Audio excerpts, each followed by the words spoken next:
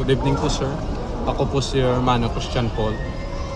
1.5 months na po ako rito. Attendance summary. Unauthorized absent po wala. Late po nung June 2025-24 at saka itong July 11.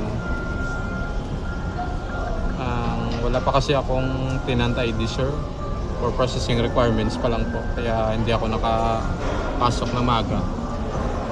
Inantay ko pa yung magbukas yung nung mall bago ako makapasok. Half day po wala. Leave wala. Undertime wala. Suspension wala. IR wala. ABR po meron akong dalawa ng June. Pinakamataas kong late ay noong June 2025. Undertime wala at unauthorized absence wala. Sales po nung June po meron akong sales na amount 43,805, transaction count of 87. Dahil sales ko po ay nung June 2025. EBR last 5 months meron pa akong dalawa.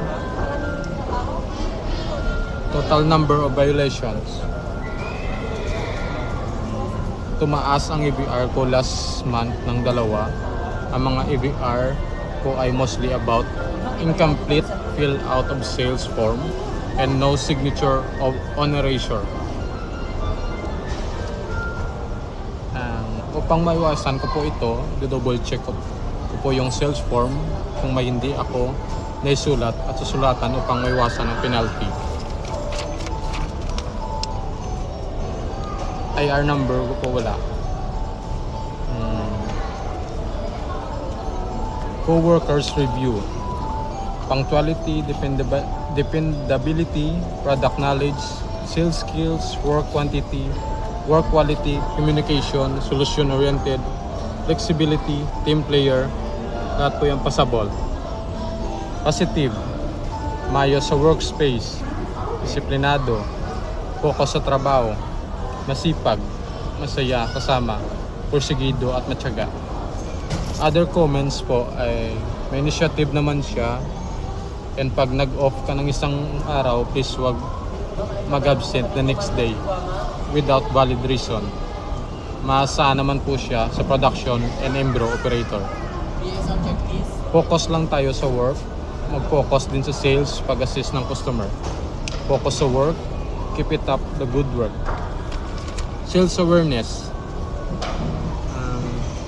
Ang dapat ko pa pong improve ay ang aking sales skills at gusto ko pong mahasa ang aking sarili for embroidering at dapat ko pang improve sa sarili ko kung ano pang dapat ko pang matutunan about programming. Natuwa ako sa nabanggit tungkol sa akin kasi kahit papano nakakatulong na ako sa aking mga kasamahan at na-improve ko pa yung aking sarili at kahit papano marunong na ako sa embroidery at medyo may alam na rin sa mga graphics. Ganun po sir. Thank you.